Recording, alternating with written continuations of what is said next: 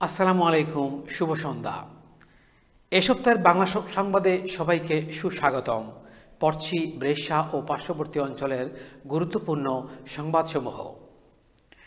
৩৫ জন শ্রমিককে অবৈধভাবে কর্মরত অবস্থায় পাওয়া গেছে এবং এ কারণে অভিযুক্ত ৫টি কারখানাও জব্দ করা হয়েছে। আইন প্রয়োগকারী সংস্থা নিশ্চিত করেছে যে শ্রমিকরা, যাদের মধ্যে ৩ জন অবৈধ অভিবাসী ছিলেন, তারা জাতীয় শ্রম চুক্তির সাথে সঙ্গতিপূর্ণ নয় এবং নামমাত্র বেতনে কাজ এবং অস্বাস্থ্যকর ও জরাজন্য পরিবেশে বসবাস করছিলেন। ব্রেশা ট্রেন স্টেশন এবং মেট্রোতে দুটি গুরুতর সহিংস ঘটনার অভিযোগে কৈশোরাদি ব্রেশার পুলিশ প্রধান এই এলাকায় ৩ ব্যক্তির প্রবেশে নিষেধাজ্ঞা আরোপ করেছে। আমাদের বিভাগে এই ধরনের আইনি পদক্ষেপ এই প্রথম এবং এটি নতুন নিরাপত্তা ডিক্রির বা দেখরেতো সিকুরেসার প্রয়োগ। আইনটি পুলিশ প্রধানকে সহিংসতা বা সম্পত্তি সংক্রান্ত অপরাধের জন্য অভিযুক্ত বা দোষী সাব্যস্ত ব্যক্তিদের স্টেশন, বিমানবন্দর এবং গণপরিবহনে প্রবেশ নিষিদ্ধ করার অনুমতি দেয়। কেউ এই নিষেধাজ্ঞা অমান্য করলে তাকে ৬ মাস থেকে ১ বছর পর্যন্ত কারাদণ্ড ভোগ করতে হবে। ২৮শে জুন শনিবার ব্রেশার সামাজিক থিয়েটার TEDx ব্রেশা এর একটি নতুন সংস্করণ আয়োজন করতে যাচ্ছে। এই বছরের থিম হল পারোলা চিয়াভে, ভাষার মূল্য এবং সমাজে তার প্রভাব সম্পর্কে প্রতিফলিত করার জন্য একটি আমন্ত্রণ। ৯ জন বক্তা মঞ্চে আসবেন ভিন্ন ভিন্ন গল্প নিয়ে, কিন্তু সকলের বক্তব্য থাকবে একই সূত্রে গাথা, যা শব্দের শক্তির সাথে যুক্ত।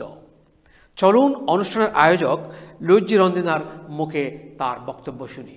28 giugno, Teatro Sociale di Brescia, cercheremo di esplorare il significato delle parole e come le parole ci permettono di decodificare la realtà, di dischiudere dei significati. Ecco da qua il titolo Parola chiave, perché le parole ci permettono di aprire mondi, di incontrare persone, di comprendere situazioni complesse, ci permettono di divertirci, ci permettono di ridere, ci permettono anche di commuoverci e entrare in empatia con gli altri. E dunque per noi il titolo di quest'anno, Parola chiave, nasce da questa consapevolezza, ma anche dal sentire un'urgenza di insieme con la comunità, con la città, cercare di interrogarci se quando usiamo le parole ci capiamo, perché se non ci capiamo nell'uso delle parole faremo fatica ad abitare il mondo insieme. Ecco perché vogliamo esplorare con questo titolo Parola chiave il significato di vari tipi di linguaggio, dal linguaggio artistico al linguaggio matematico al linguaggio tecnologico. Sarà una gran bella giornata.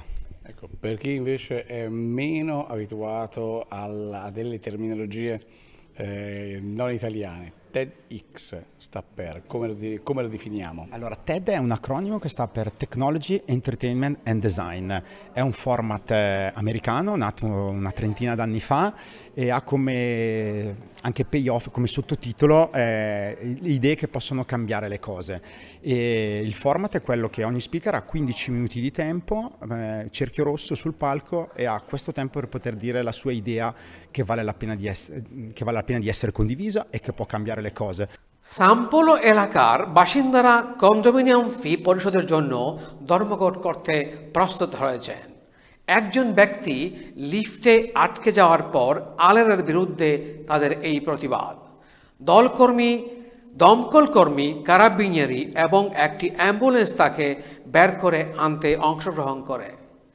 আলেরের দায়িত্বহীনতা এবং রক্ষণাবেক্ষণ না করার অভিযোগ করেন ভবনের বাসিন্দারা।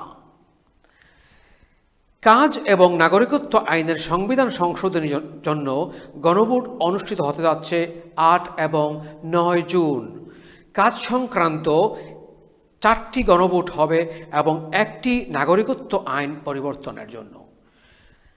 হাঁ vote দিলে বিদেশিদের নাগরিকত্ব পাওয়ার সময় 10 থেকে 5 বছরে নেমে আসবে, আর না ভোট দিলে 10 বছর নিয়মিত বসবাসের পর ইতালিয়ান নাগরিকত্বের জন্য আবেদন করতে পারবেন। ভোটদান একটি অধিকার কিন্তু কর্তব্য।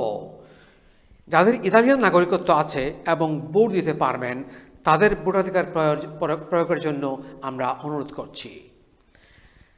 কাস্তেলো দি ব্রেশার ঐতিহাসিক লোকোমোটিভ 1 এর পুনঃসংস্কার কাজ সুসম্পন্ন হয়েছে এবং সে তার পুরাতন সৌন্দর্যে ফিরে এসেছে।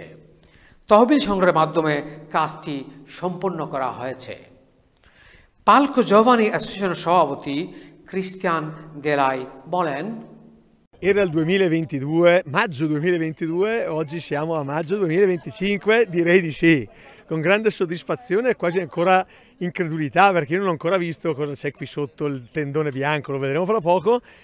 Sì, è stata una bella operazione di partecipazione attiva dei cittadini, perché ricordo che abbiamo aperto la campagna di crowdfunding nel 2022 e ha portato un bel risultato, erano quasi 70.000 euro di contributo al restauro della locomotiva. D'altra parte ovviamente l'ha messo l'amministrazione comunale.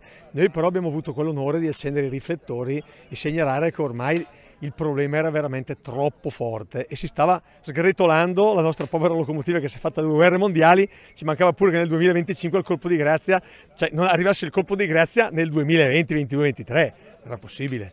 Abbiamo acceso i riflettori e per fortuna tutto è andato come doveva andare, quindi adesso la locomotiva ce la riportiamo nella prossima storia e anche nel futuro come merita. E fra l'altro voi avete anche misurato sul campo l'affetto dei bresciani per la locomotiva. Sì, sono stati quasi 700 le donazioni, devo dire che è stata una bella operazione considerando che è piccola la nostra associazione, quindi ha potuto, con i mezzi che aveva, far conoscere questa operazione di crowdfunding. Nonostante i nostri piccoli mezzi abbiamo raggiunto un grandissimo risultato. Questo è l'esempio che è bello dare, che quando si crede in una cosa si può arrivare in fondo e dare un contributo alla propria città, alla propria comunità. চিদিকু লা মারমরার উদ্যোগে Villa লা মারমরাতে অবস্থিত পেস্কেতো পার্কে শনিবার 12 June বিকেল 4টায় খেলাধুলা, তরুণ ও বৃদ্ধদের জন্য কর্মশালা, রাতের খাবার এবং রাত 9টায় সঙ্গীত পরিবেশনের আয়োজন করা হয়েছে। সকলকে অংশগ্রহণের জন্য আমন্ত্রণ জানানো যাচ্ছে। চিদিকু লা মারমরা ফেসবুক পেজে সমস্ত তথ্য সরবরাহ করেছেন। আজ এ পর্যন্ত, আগামী সপ্তাহে দেখা হবে এ লাইভে একই সময়ে। আপনার কমিউনিটির অনুষ্ঠান সংক্রান্ত তথ্য জানাতে ফটো, ভিডিও সহ ইমেল করুন news@elivebrescia.tv অথবা হোয়াটসঅ্যাপ নাম্বারে 3931810181 এই নাম্বারে। সবাইকে আবারও শুভ সন্ধ্যা। আসসালামু আলাইকুম।